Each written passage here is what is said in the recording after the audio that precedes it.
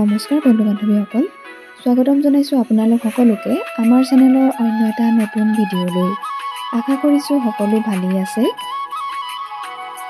আজিৰ ভিডিঅ'টিত আপোনালোকলৈ লৈ আহিছোঁ অসমৰ জনপ্ৰিয় অভিনেতা বেহাৰবাৰী আউটপোষ্টৰ আমাৰ সকলোৰে প্ৰিয় অভিনেতা মোহনৰ বিষয়ে, অৰ্থাৎ দীপজ্যোতি কেওটৰ বিষয়ে। গতিকে ভিডিঅ'টো অকণো স্কিপ নকৰি শেষলৈকে চাব আৰু ভিডিঅ'টো যিসকলে চাই ভাল পায় তেওঁলোকে প্লিজ এটা লাইক কৰি দিব। নৱবৰ্ষৰ পাঠখনত অভিনেতা দীপজ্যোতি কেওটে কঢ়িয়াই আনিছে এক ভাল খবৰ। হয়, আপোনালোকে ঠিকেই শুনিছে, মোহনে অৰ্থাৎ দীপজ্যোতি কেওটে তেওঁৰ জীৱনলৈ এটা বিশেষ বতৰা লৈ আহিছে।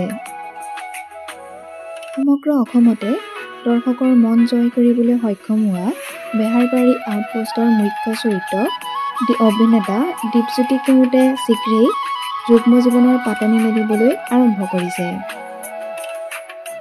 যিটো খবৰ পাই ইতিমধ্যে তেওঁৰ ভক্ত আৰু অনুৰাগীৰ মাজত এক আনন্দৰ ৰেঙনি বৈছে। অভিনেতা দীপজ্যোতি কেওটে তেওঁৰ অভিনয়ৰ জৰিয়তে এক বিশেষ ভূমিকা লাভ কৰিবলৈ সক্ষম হৈছে। আপোনালোকে বাৰু অভিনেতাজনৰ অভিনয় চাই কেনে পায় কমেণ্ট কৰি জনাবচোন।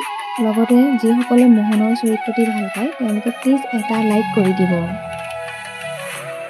ইতিমধ্যে মোহনৰ এই খবৰে তেওঁৰ অনুৰাগীসকলৰ মাজত শুভেচ্ছা আৰু আশীৰ্বাদ কঢ়িয়াই আনিছে।